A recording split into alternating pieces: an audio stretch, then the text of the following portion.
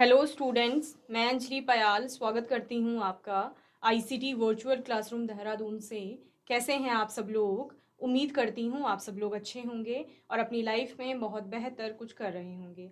आज हम बात कर रहे हैं क्लास 10th के साइंस की, और जैसा कि आप लोग जानते हैं 2022 का प्रश्न पत्र हम यहाँ पर सॉल्व कर रहे हैं, जिसमें कि साइंस में केमिस्ट्री वाले पोर्शन से जो जो क्वेश्चन हैं उन पर हम लोग बात कर रहे थे। कुछ क्वेश्चंस के आंसर आप लोगों ने देख लिए थे, कुछ क्वेश्चंस के आंसर पर आज हम लोग बात करेंगे। उसके अलावा समय रहा तो चैप्टर 1 के इंपॉर्टेंट टॉपिक जो है उन पर हम लोग बात करेंगे। ओके, सो आपका पहला प्रश्न था, एक विलियन लाल लिटमस को नीला कर देता है, उसका पीएच मान होने की संभावना है 7 से अधिक। ब्लीचिंग पाउडर, जिसको आपका विरंजक चूर्ण भी कहा जाता है, उसका केमिकल फॉर्मूला यानी रासायनिक सूत्र आपको बताना है। तो जब भी सूत्र की बात होगी आपको सिंबॉलिक रिप्रेजेंटेशन करना है, यानी कि सिंबल्स के थ्रू उस कंपाउंड को रिप्रेजेंट करना है। ओके, तो यहां पर कैल्शियम ऑक्सीक्लोराइड उसका रासायनिक नाम होता है, और जब सूत्र की बात करेंगे तो CaOCl2, कैल्शियम का एक परमाणु, ऑक्सीजन का एक परमाणु और क्लोरीन के यहाँ पर 2 परमाणु होते हैं। इसके अलावा क्वेश्चन था, कौन सी गैस पृथ्वी की सतह को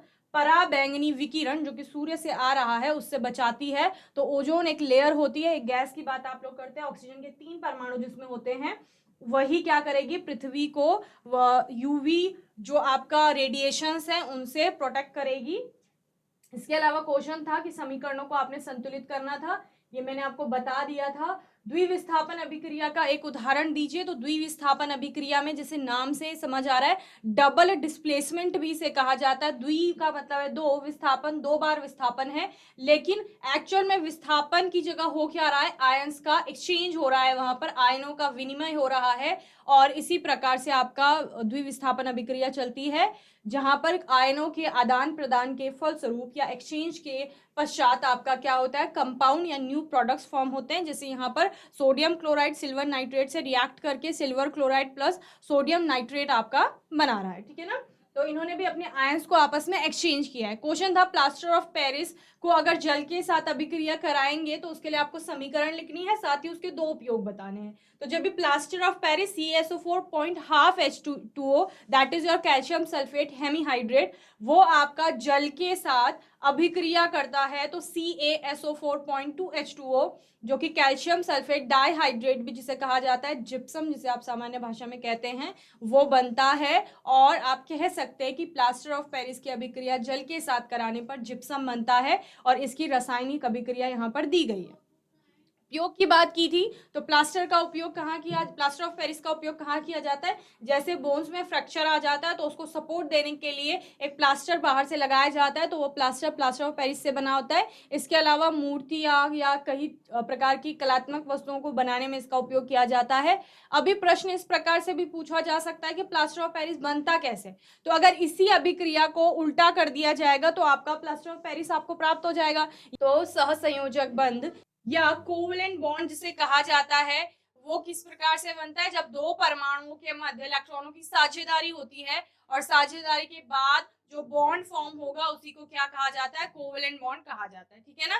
कोवलेंट बॉन्डिंग बेसिकली क्या है, इलेक्ट्रॉनों की साझेदारी, शेयरिंग ऑफ इलेक्ट्रॉन पेयर्स के कारण बन रही है, जहां पर कोई भी परमाणु पूर्ण रूप से अपना इलेक्ट्रॉन ना ही त्यागता है और ना ही किसी दूसरे इलेक्ट्रॉन को ग्रहण करता है, वो बस अपने इलेक्ट्रॉनों को आपस में साझा करते हैं, और इसी के फलस्वरूप आपके सहसंयोजक बंध बनते हैं। 3 प्रकार के सहसंयोजक बंधों की बात की थी, यानी 3 types of covalent bond. First था आपका सिंगल कोवेलेंट बॉन्ड, एकल सहसंयोजी आबंध। दूसरा था आपका डबल कोवेलेंट बॉन्ड, द्विसहसंयोजी आबंध। तीसरा था आपका ट्रिपल कोवेलेंट बॉन्ड यानी त्रिसहसंयोजी आबंध, ठीक है ना। तो यहाँ पर मीथेन के लिए इलेक्ट्रॉन बिंदु संरचना की बात की गई है, जहां पर एक कार्बन 4 हाइड्रोजन से जुड़ा हुआ होता है, CH4 जिसे कहा जाता है, यही मीथेन है। और कार्बन और हाइड्रोजन में सिंगल कोवेलेंट बॉन्डिंग फॉर्म होती है, यानी एकल सहसंयोजी आबंध बनता है। एकल सहसंयोजी आबंध का मतलब एक जोड़ी इलेक्ट्रॉनों की साझेदारी वहां पर हो रही होती है, ठीक है। तो इस प्रकार की इलेक्ट्रॉन बिंदु संरचना बनेगी आपकी। देन आयनिक यौगिकों का गलनांक उच्च क्यों होता है, मैंने आपको बताया था। आयन बेसिकली क्या है, परमाणु ही है, लेकिन कैसा परमाणु है, आवेशित परमाणु है। अब आवेशित कैसे हुआ, वो जब उसने इलेक्ट्रॉन को ग्रहण किया या इलेक्ट्रॉन का दान किया, उसके फलस्वरूप उस पर क्या आ गया, आवेश आ गया, ठीक है। तो उसी को आवेशित परमाणु को आयन कहा जा रहा है। अगर इलेक्ट्रॉन दान किया गया किसी परमाणु के द्वारा तो उस पर पॉजिटिव चार्ज आया, ठीक है, धनावेश आया तो वो धनायन बनाएगा। वहीं अगर इलेक्ट्रॉन को ग्रहण किया गया है तो उसमें ऋणावेश में वृद्धि होगी, यानी वो ऋणावेशित हो जाएगा, इसका मतलब उसने ऋणायन बनाया। तो इस प्रकार से धनायन और ऋणायन बने, और किसके फलस्वरूप बने, जब एक परमाणु ने दूसरे परमाणु को इलेक्ट्रॉन दिया। ठीक है, इलेक्ट्रॉन के इसी लेन देन के कारण एक बंध बनता है जिसको आयनिक बंध कहते हैं। ठीक है, और इसके फल स्वरूप बने हुए यौगिकों को आयनिक यौगिक कहा जाता है। क्योंकि इसमें आपको विपरीत आवेशित आयन दिख रहे हैं। विपरीत आवेशित आयन का मतलब क्या है, जिस परमाणु ने इलेक्ट्रॉन दिया है उस पर तो पॉजिटिव चार्ज आ गया, और जिसने इलेक्ट्रॉन को ग्रहण किया है उस पर नेगेटिव चार्ज आ गया। तो एक पॉजिटिव है, दूसरा नेगेटिव है, दोनों विपरीत आवेशित हैं। विपरीत आवेशित दोनों के मध्य स्थिर वैद्युत आकर्षण बल पाया जाता है, जो कि प्रबल होता है, स्ट्रॉन्ग होता है, बहुत मजबूत या शक्तिशाली होता है, जिसको तोड़ने के लिए। अच्छा, जो गलनांक की बात कर रहे हैं तो आपको वहां पर वो आकर्षण बल, जो बल है वो तोड़ना होता है। ठीक है, अणु आपस में उन बलों के द्वारा जुड़े हुए हैं, उस बल को आपको तोड़ना है, तभी वो क्या करेगा, मॉलिक्यूल में आपका काइनेटिक एनर्जी बढ़ेगी और उसके पश्चात वो अपनी अवस्था में परिवर्तन लाएगा। गलनांक का मतलब क्या है, ठोस से द्रव अवस्था में जा रहा है। ठीक है, अवस्था परिवर्तन कब हो रहा है, जब आप तापमान दे रहे हो, यही होता है ना। जैसे बर्फ है, सपोज उसको टेम्परेचर रेज कर रहे हो तो वो क्या होगा, तापमान बढ़ने से बर्फ आपका पिघलना शुरू होगी। तो गलनांक की बात कर रहे हैं यहाँ पर। गलनांक किसका, आयनिक यौगिक का, जैसे NaCl। सोडियम क्लोराइड की बात करते हैं, एक आयनिक कंपाउंड है आपका, और वहां पर होता क्या है, आप सोडियम क्लोराइड को हीट दे रहे हो, ऊष्मा दे रहे हैं या तापमान बढ़ा रहे हैं, तो बहुत अधिक तापमान पर वो पिघलना शुरू करेगा। क्यों, क्योंकि जो वो स्थिर वैद्युत आकर्षण बल की बात कर रहे हैं आप, वो बहुत शक्तिशाली है वहां पर, और उनको तोड़ने के लिए बहुत ज्यादा ऊर्जा देनी पड़ेगी, इस वजह से उनके गलनांक उच्च होते हैं। ठीक है ना। देन एक अधातु का उदाहरण दीजिए जो कमरे के तापमान पर द्रव है। तो कमरे के तापमान पर अधातुएं जनरली या तो ठोस अवस्था में मिलेंगी या गैसीय अवस्था में मिलेंगी। एक्सेप्शन मैंने आपको हर जगह बताए थे। धातु के केस में आपने बोला ज्यादातर धातुएं जो है वो ठोस अवस्था में मिलेंगी, लेकिन इसका भी एक्सेप्शन है कि मरकरी ऐसी धातु है जो सामान्य ताप पर या कमरे के तापमान पर द्रव अवस्था में देखने को मिलती है। यहाँ पर अधातु पूछा है, तो अधातु क्या है आपकी, ब्रोमीन है। ब्रोमीन कमरे के तापमान पर द्रव अवस्था में आपको देखने को मिलेगी। ठीक है ना। देन उभयधर्मी ऑक्साइड के बारे में हम लोगों ने बात किया था। उभयधर्मी ऑक्साइड धातु के ऑक्साइड होते हैं। ठीक है ना। धातु ऑक्सीजन से अभिक्रिया करके ऑक्साइड बनाती है धातु की, और धात्विक ऑक्साइड की प्रकृति होती है क्षारीय। क्या बोला मैंने, धातु, कोई भी धातु है वो ऑक्सीजन से अभिक्रिया करेगी, और ऑक्सीजन से अभिक्रिया करके धातु का ऑक्साइड बनाएगी। जो धातु का ऑक्साइड होगा वो क्षारीय प्रकृति का होगा। क्षार है यानी कि आपका एक, और क्षार अगर अम्ल से अभिक्रिया कर रहा है तो अम्ल से अभिक्रिया करके लवण और जल बनाता है, ये आपको पता है। लेकिन कुछ कुछ धातु के ऑक्साइड ऐसे होते हैं जो अम्ल के अतिरिक्त, अम्ल से अभिक्रिया करके तो लवण और जल बना ही रहे हैं, क्षार से भी अभिक्रिया करेंगे तो लवण और जल बनाते हैं, यानी उनकी प्रकृति अपने आप में क्षारीय भी है और अम्लीय भी है। ऐसे धातु के ऑक्साइडों को, सारे धातु के ऑक्साइड ऐसे नहीं होते, कुछ होते हैं, और इनको क्या कहा जाता है, उभयधर्मी ऑक्साइड आपका कहा जाता है। ठीक है, दो उदाहरण आपको यहाँ पर देने हैं। तो जिंक का हो गया, एल्यूमिनियम हो गया, टिन की बात आप लोग करते हैं, इन सभी के जो ऑक्साइड होते हैं वो उभयधर्मी ऑक्साइड कहलाते हैं। ठीक है ना। तेल और वसा युक्त खाद्य पदार्थों को नाइट्रोजन से क्यों धोया जाता है या नाइट्रोजन में क्यों रखा जाता है, तो कोई भी जो तेल और वसा युक्त खाद्य पदार्थ है वो ऑक्सीजन के संपर्क में आने पर उसका ऑक्सीडेशन हो जाता है, उपचयन हो जाता है, जिसके फलस्वरूप क्या होता है, उसमें एक अजीब प्रकार की स्मेल आने लगती है, यानी वो खराब हो जाते हैं, अगर आप सामान्य भाषा में बोले तो। ठीक है ना। विकृत गंधिता, इसके लिए आप एक शब्द यूज करते हैं, रेंसिडिटी जिसे कहा जाता है। तो रेंसिड हो जाता है आपका फूड आइटम जो है, तो उस रेंसिडिटी से उसको बचाने के लिए, विकृत गंधिता को रोकने के लिए, या आप कहेंगे फूड आइटम का उपचयन रोकने के लिए क्या किया जाता है, उसमें एक कम क्रियाशील गैस जो कि नाइट्रोजन है आपकी, उसको रखा जाता है। जैसे आपने देखा होगा चिप्स वगैरह के पैकेट्स में गैस भरी होती है, तो वो कौन सी गैस है, वो नाइट्रोजन गैस है। वो इसलिए रखी गई है कि जो चिप्स है वो खराब ना हो। ठीक है ना। चलिए नेक्स्ट आपका 11th क्वेश्चन है, उदासीनीकरण अभिक्रिया का उदाहरण सहित वर्णन कीजिए। और उसके बाद एक और क्वेश्चन आपको हम बताएंगे। उदासीनीकरण अभिक्रिया को पहले समझ लीजिए, उदासीनीकरण अभिक्रिया है क्या, न्यूट्रलाइजेशन रिएक्शन भी जिसे आपका कहा जाता है। ठीक है ना। तो होता क्या है, ये आपका अम्ल, क्षार और लवण वाले अध्याय से प्रश्न है, जहां पर कि आपका कोई भी अम्ल, अम्ल की बात हमने की, अम्ल के कुछ अपने गुण हैं, अपनी प्रकृति है, क्षार के कुछ अपने गुण हैं, अम्ल और क्षार आपस में अभिक्रिया करते हैं और अभिक्रिया करके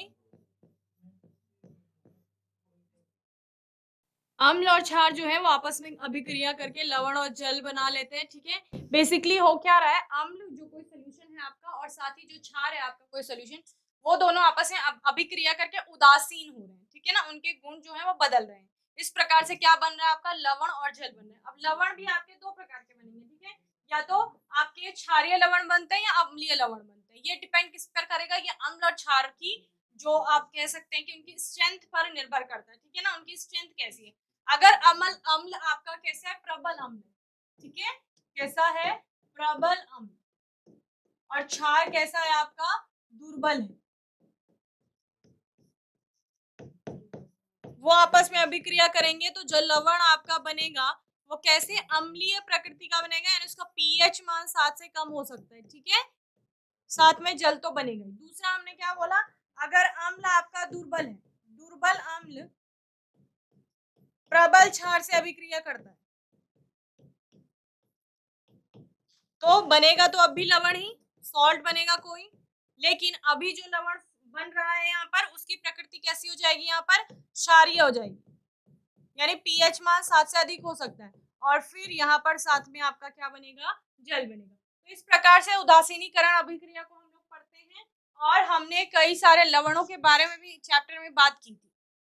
ओके, एग्जाम्पल की बात करेंगे, उदासीनीकरण अभिक्रिया का उदाहरण भी आपको देना है, उदाहरण सहित वर्णन करना है। तो अम्ल आपका जैसे HCl है, हाइड्रोक्लोरिक एसिड, और क्षार आपका क्या है, NaOH। ठीक है, सबसे बेसिक एग्जांपल है, दोनों आपस में रिएक्ट करके क्या बनाते हैं, NaCl, आपका कॉमन सॉल्ट जो है लवण वो बनता है, और साथ ही आपका क्या बनता है, वाटर यानी कि जल बनेगा वहां पर। तो यही क्या है, आपकी उदासीनीकरण अभिक्रिया है। चलिए, अम्ल और क्षारक की अभिक्रिया उदासीनीकरण अभिक्रिया कहलाती है। इस अभिक्रिया के उत्पाद लवण और जल हैं। उदाहरण के लिए सोडियम हाइड्रोक्साइड के साथ हाइड्रोक्लोरिक अम्ल की अभिक्रिया से सोडियम क्लोराइड जो कि लवण है आपका और कुछ अतिरिक्त जल के अणुओं का विलयन बनता है, या जल के अणु आपके बनते हैं। चलिए, तो जो एग्जाम्पल आपने यहाँ पर दिया है उस एग्जाम्पल के लिए आप इक्वेशन लिख लेंगे। यहाँ पर NaOH जो कि आपका क्षार है, सोडियम हाइड्रोक्साइड, वो HCl से अभिक्रिया करके क्या बनाता है, NaCl प्लस आपका क्या बनेगा, H2O। ठीक है, चलिए, तो NaOH क्या है आपका, क्षार है, HCl क्या है, अम्ल है, NaCl क्या है आपका, लवण है, और H2O क्या हो गया, जल हो गया। नेक्स्ट क्वेश्चन है आपके, कार्बन के दो अपर रूपों के नाम लिखिए। कार्बन के ऊपर आपने पूरा चैप्टर पढ़ा है, बहुत अच्छे से कार्बन को समझा था, कार्बन की प्रकृति को समझा था, और वहां पर आपने बात की थी, एक टॉपिक आया था कि कार्बन के अपर रूप, आपने कहा कि कार्बन जो है वो अपनी एलोट्रोपिक फॉर्म में एग्जिस्ट करता है, यानी कि उसके अपर रूप पाए जाते हैं, और 3 अपर रूपों की बात की गई थी, हीरा हो गया आपका, ग्रेफाइट हो गया, और फुलरिन की बात हम लोगों ने यहाँ पर की थी। तीनों की अपनी अपनी कुछ प्रॉपर्टीज थी। यहाँ पर हीरा आप कहते हैं कि कठोरतम पदार्थ है एक, जिसका उपयोग क्या किस में किया जा रहा है, चट्टानों को काटने में किया जा रहा है, ऑर्नामेंट्स या ज्वेलरी मेकिंग में उसका उपयोग किया जा रहा है, ये आपने हीरे के बारे में पढ़ा। वहीं ग्रेफाइट क्या था, ग्रेफाइट एक ऐसी आपकी कार्बन की फॉर्म थी जिसमें विद्युत धारा प्रवाहित होती है, जबकि वो एक अधातु है कार्बन। और साथ ही जैसे पेंसिल हो गया, पेंसिल की जो लिड होती है उसमें ये पाया जाता है। और आपने पढ़ा किसके बारे में, फुलरिन, फुलरिन जो कि फुटबॉल की तरह एक संरचना होती है कार्बन की, जिसमें कि कार्बन के अलग अलग एटम्स बेसिकली पाए जाते हैं। तो कार्बन 60, कार्बन के 60 एटम वाले फुलरिन की आप लोगों ने यहाँ पर बात की थी। तो कार्बन के दो अपर रूपों के सिर्फ आपने नाम लिखने हैं यहाँ पर। ठीक है, तो कोई से भी दो नाम लिखेंगे आप, हीरा तथा ग्रेफाइट हो गया, हीरा फुलरिन लिख सकते हैं या ग्रेफाइट फुलरिन लिख सकते हैं। ओके, चलिए, नेक्स्ट क्वेश्चन है आपका, सोडियम धातु को मिट्टी के तेल में यानी केरोसिन ऑयल में क्यों डुबाकर रखा जाता है। ठीक है, तो क्यों रखा जाता है, सोडियम, देखो अभिक्रियाशीलता का क्रम पढ़ा था आपने, सबसे अधिक अभिक्रियाशील धातु पोटेशियम, उसके बाद सोडियम। ठीक है, सबसे अधिक अभिक्रियाशील थी, आपने बोला कि ये किसी से भी रिएक्ट कर रही है अगर खुले में छोड़ा जा रहा है, तो सोडियम के साथ भी यही होता है। सोडियम अगर खुले में छोड़ी जाए, यानी कि हम एनवायरमेंट में हमारी क्या ऑक्सीजन है, हवा है, ये हवा से भी आपका आग पकड़ लेती है या पानी के मॉइस्चर के संपर्क में आएगी तो जलना शुरू कर देती है। तो इस प्रकार सोडियम क्योंकि बहुत अधिक अभिक्रियाशील है, तो इस कारणवश उसको क्या किया जा रहा है, मिट्टी के तेल में डुबोकर रखा जा रहा है, क्योंकि अगर उसको ऐसे ही खुले में छोड़ा जाएगा तो वो किसी भी चीज से रिएक्ट कर जाएगी, आग पकड़ लेगी, दुर्घटना हो सकती है उससे कोई भी। तो ये सब रोकने के लिए उसको मिट्टी के तेल में डुबोकर रखा जा रहा है। सोडियम धातु कैसी है आपकी, अभिक्रियाशील धातु है, ठीक है। यह हवा में स्वतः जलने लगती है, इसलिए इसे मिट्टी के तेल में डुबोकर रखा जाता है। ओके, चलिए नोट करेंगे इतने क्वेश्चंस के आंसर जल्दी, फिर आगे बात।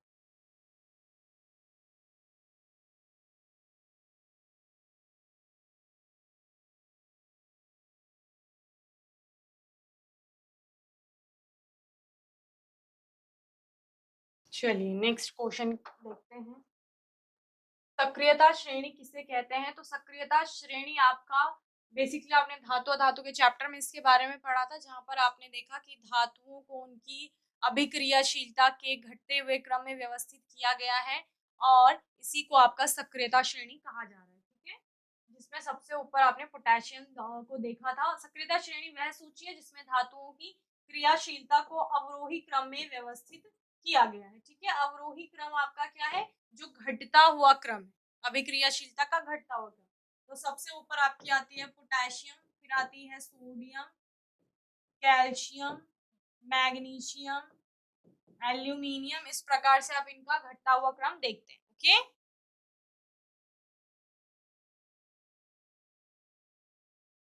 Zinc, iron, lead, hydrogen, copper, silver, उसके बाद गोल्ड। तो ये क्या हो रही है, घटता हुआ क्रम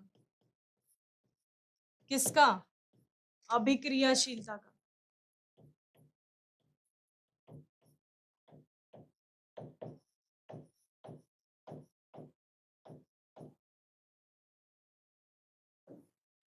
अभिक्रियाशीलता का घटता हुआ क्रम है। ओके, तो इस प्रकार से आपने सक्रियता श्रेणी देख रखी है पूरी अपनी, तो उसके बारे में आप लोग लिख लेंगे, ठीक है। इसमें ऊपर आने वाली धातुएं बहुत अधिक अभिक्रियाशील है, जैसे जैसे हम नीचे चलते हैं अभिक्रियाशीलता घटती जाती है। क्या होता है जब, यहाँ पर आपको केवल रासायनिक समीकरण लिखनी है, जो भी अभिक्रिया चल रही है। जिंक को सोडियम हाइड्रोक्साइड के घोल के साथ गर्म किया जाता है, तो जिंक को सोडियम हाइड्रोक्साइड के साथ गर्म करने पर जिंकेट बनता है आपका, और साथ ही क्या बन रहा है, हाइड्रोजन गैस आपकी निकल रही है, ठीक है ना। सोडियम जिंकेट बन रहा है और साथ में हाइड्रोजन गैस प्रोड्यूस होती है। ओके, देन नेक्स्ट है आपका सोडियम बाइकार्बोनेट को गर्म किया जाता है, बेकिंग सोडा भी जिसे आप कहते हैं, सोडियम हाइड्रोजन कार्बोनेट। तो वहां पर सोडियम कार्बोनेट बन रहा है और साथ ही H2O और कार्बन डाइऑक्साइड आपकी प्रोड्यूस होती है। चलिए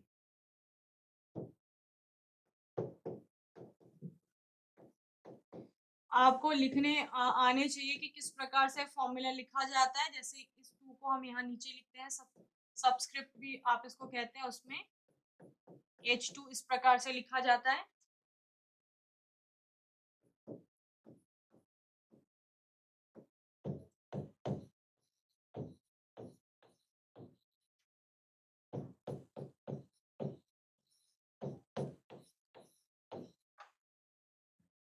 चलिए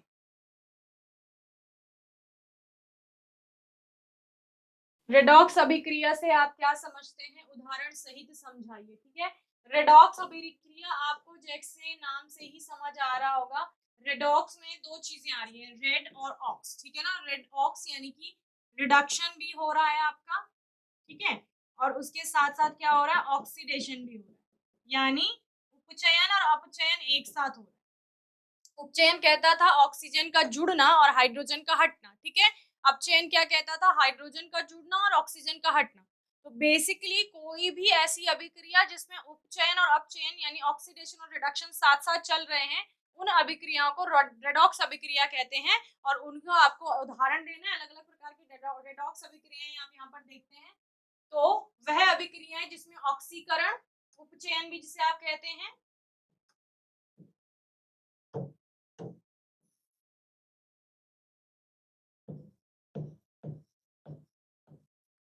एवं अपचयन दोनों साथ साथ होती है रेडॉक्स या रेडॉक्स अभिक्रिया कहलाती है। एग्जाम्पल दिया गया है COSO4 कॉपर सल्फेट और जिंक की अभिक्रिया है। तो जिंक क्या कर देता है, कॉपर को उसके जो यौगिक है उसका जो सोल्यूशन है उससे विस्थापित कर देता है और ZnSO4 जिंक का सल्फेट बन जाता है। इस प्रकार से ये अभिक्रिया होती है। कॉपर सल्फेट की अभिक्रिया जिंक से कराने पर जिंक सल्फेट बन रहा है और कॉपर आपकी विस्थापित हो रही है। विस्थापन और रिडॉक्स अभिक्रिया भी से कहा जाता है, रिडॉक्स विस्थापन अभिक्रिया।